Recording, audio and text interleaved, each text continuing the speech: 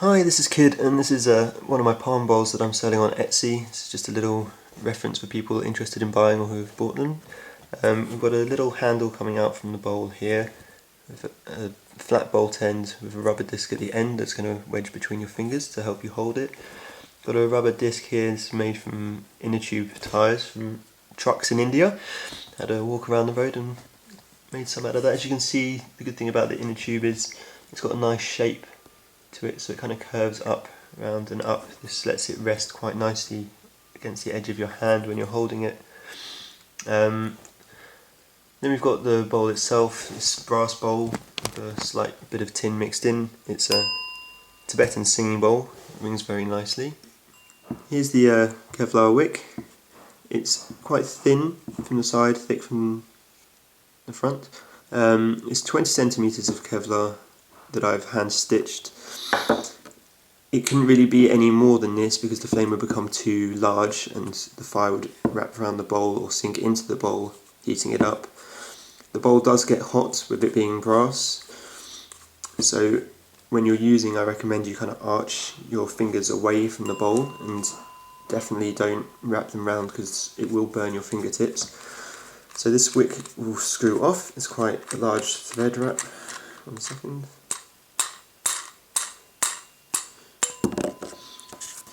Okay, so that's just the end. In here we've got a wing nut stitched into the Kevlar. That should last for a good long time. Use Kevlar thread to stitch. Basically, if you want to fuel, I recommend you take off the wick, pop it into a little pot with your lamp oil. Definitely use a low temperature burning fuel with this if you can. Definitely don't use petrol or diesel because it will get too hot, it damages the Kevlar and it will also heat this up even more. So pop that in your fuel, take it out so you can use gloves if you choose, and let it settle for a minute. Give it a little shake off to make sure there's no dripping, no fuel dripping out, and then screw it back on.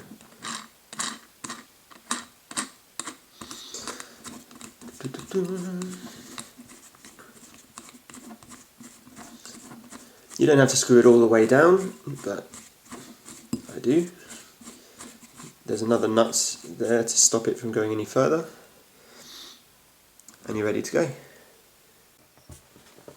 And like I said, it's a singing bowl, so it does chime out nicely, and it's still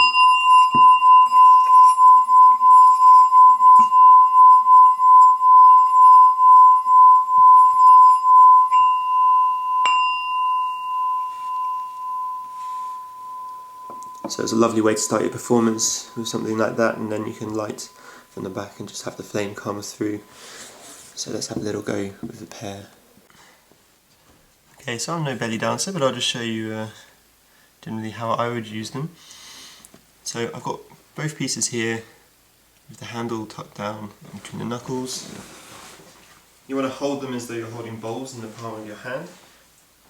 And although there's the handle to support it, generally you want it to make it look like your control is holding the bowl upright in your palm. I guess I would use in a Tai Chi flow, keeping it very together. And of course, during the flow you can wring them out. Because they do have the handles, you can also therefore do things that you couldn't do with normal bowls. So,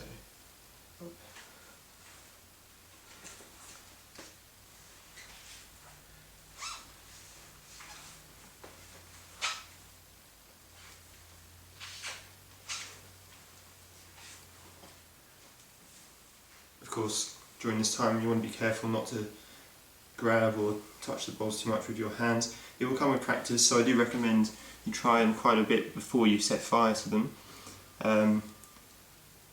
If you do set fire to them and it gets a bit much, just put them down on the ground upside down and slide your fingers out. Or you can get a damp cloth or someone with a damp towel to just put it over the top to extinguish the flame. Still, either way, you're going to want to leave them for a couple of minutes to cool down Don't just then pick them up by the thing, keep them away from children and pets.